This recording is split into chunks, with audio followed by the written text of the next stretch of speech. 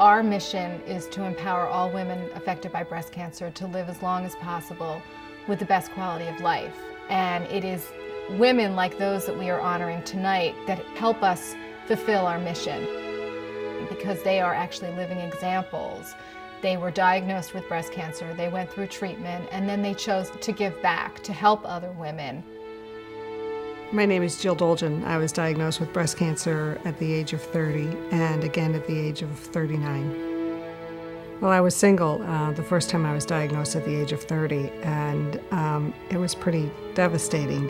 And being single, not having any children, I was concerned about what the future may bring in terms of being able to have children and have a family. My name is Lisa Bayard, and I was 42 when I was diagnosed with breast cancer.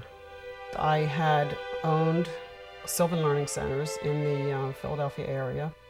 So I was very busy. I loved what I was doing. Life was full. The kids were doing great. I mean, it was a very nice time of life. I'm Courtney Kapp, and I was 40 when I was diagnosed with breast cancer. The diagnosis came as a complete surprise because I have no family history, no genetic predisposition, and the only risk factor, quite frankly, that I have is that I'm a woman. I think the second time, of course, was much more devastating. I had just been laid off from my job. My father had just been diagnosed with a recurrence of his lymphoma and going through a bone marrow transplant at the time. And so it seemed like I lost my personal and professional identity at the same time. This year, Living Beyond Breast Cancer decided to create a Founders Award.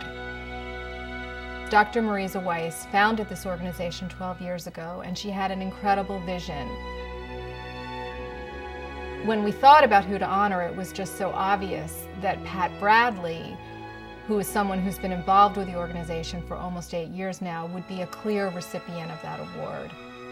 My name is Pat Bradley, and I first became involved in breast cancer personally through my grandmother.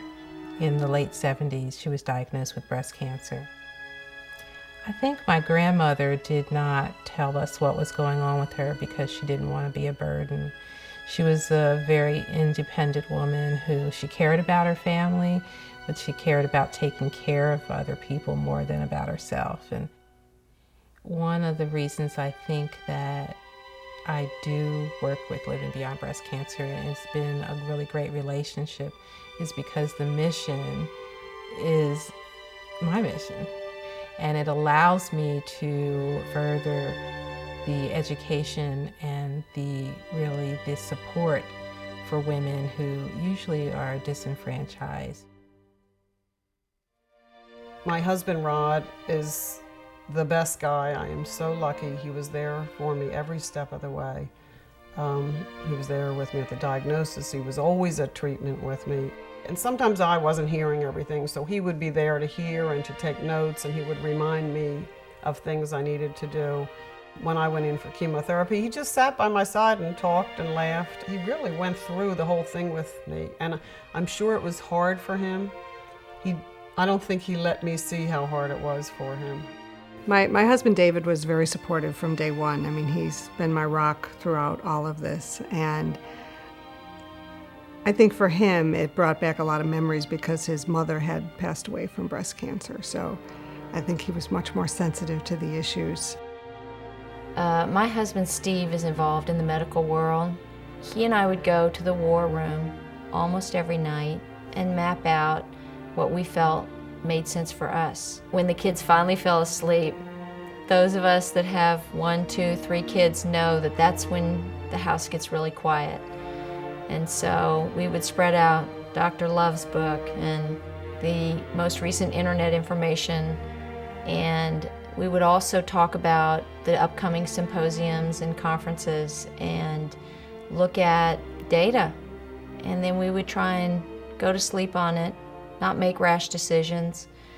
And that is what the war room was for us. Of course, the first thing you think is, oh my gosh, I'm not going to be here, and I'm not going to see my kids grow up, and those kinds of things. My children, because of their ages and the thought that mom, no matter what she looks like, is mom. And so there's that unconditional love. And they got used to seeing me in the hospital and recovering and not feeling well. My kids were pretty young at the time. My youngest son, Dave, was in 2nd grade, and he took it hard. I mean, he was really worried. But when I was in the hospital having my mastectomy, Halloween took place, and I just happened to see the picture of Halloween, and I saw how sad he looked. And David always has a huge smile on his face, and I saw how sad he was in this Halloween picture. I said, I'm going to save this so I can remind him how much he loves me when he forgets. My daughter really connected, and she became a real advocate, really. She goes to an all-girls school, and she told her friends, you know, Mom lost her hair, she's taking medicine, and if the medicine's working, she won't have any hair on her body, and they were all very curious. We brought them all the breast cancer pins, and became a real galvanizing force in her kindergarten class. My daughter Amy was 2.5 at the time of my diagnosis the second time. She was very curious about the scars. She was very curious about the port that I had in my chest for chemotherapy. She was very curious about why I didn't have any hair on my head, and got a real kick out of running around with my wig. You know, when are you going to grow another boob? That's what she wanted to know. I was drawn to LBBC through their Young Survivors group, and in fact they had a national conference 1 month after my diagnosis, and it was amazing to sit in a room. I believe there were 800 other young survivors. I remember going to this conference, and it seemed to me there were 1,000 women there. I'm not sure it was that many, but it looked like it was, and it was so moving. I could not believe that there were over 500 young survivors at this conference. I left there in tears, more tears of joy than anything else. I felt so confident and so encouraged to see women who were there, and one of the speakers had everybody stand up who was 5 years out, 10 years out, 15 years out, 25 years out. It's funny when I go and I put on the wreath for over almost 20 years or over 10 years a survivor, I have several survivors come up to me and say, it's so heartwarming, it's so hopeful to see someone who was diagnosed at an early age and is still here almost 20 years later. It gives them hope to know that there is a future, or can be a future. You know, then I started signing up for the volunteer work, and felt like the gala was something that would work for me in terms of volunteering and being a go-getter and not being afraid to ask people for money and support. I decided that was a role that fit well, and everybody I know gets a solicitation. I mean, if you've done any business with me or have ever met me, you do get a solicitation for putting an ad in the book for Living Beyond Breast Cancer. And then you get an invitation to the gala too. I think being a survivor and working in the pharmaceutical industry certainly gives me a unique perspective on patient focus, on the patient as a customer. I realize that I've survived cancer for a reason, and I believe that I'm here to fulfill that mission of making sure that other patients don't have to go through some of the same issues that I went through, that they have the knowledge and the information they need to have a dialogue with their physician and be a partner in their care. I tried to be active in the breast cancer cause by pigeonholing myself in areas that I knew I could be effective. So I looked at the possibility of creating an event, the Yoga Unites for Living Beyond Breast Cancer. Whether you are healing from surgery, chemo, stress, or even exhaustion from watching another one go through. And that was I could be so passionate about that and so gratifying. And so Jennifer Shelter and I, she's the yoga instructor, approached Jean Sachs at LBBC, and she said, sure, let's give it a try, a large-scale yoga event to support Living Beyond Breast Cancer in a fantastic venue, the steps of the Philadelphia Art Museum. And it's heading into its 3rd year, and I think it's really gaining a lot of steam in the city of Philadelphia.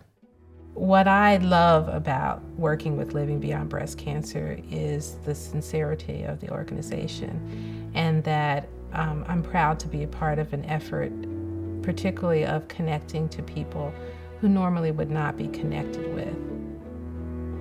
Getting Connected is an educational book for African American breast cancer survivors, for their support persons, and it's also for health providers. And I first became involved as the focus group facilitator along with Margie Scharf. The thing that I like the best about it is being able to take the voices of the women that are in the book and make it come alive for the health professionals.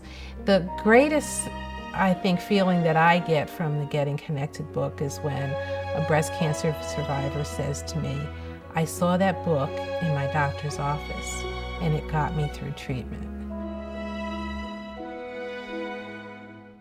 You know, the biggest hope at Living Beyond Breast Cancer is, that we'd go out of business one day because no more women would be diagnosed with breast cancer.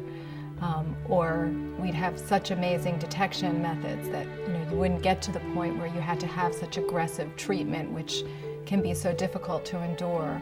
But more of a short-term hope would be that Living Beyond Breast Cancer could raise enough funds to increase the number of programs we do, to reach more women, and really to make sure that the moment a woman is diagnosed with breast cancer, that she is told about Living Beyond Breast Cancer, that we're a resource and that we're here for you to help you manage all the decisions and all the emotional, all the different feelings you're going to have.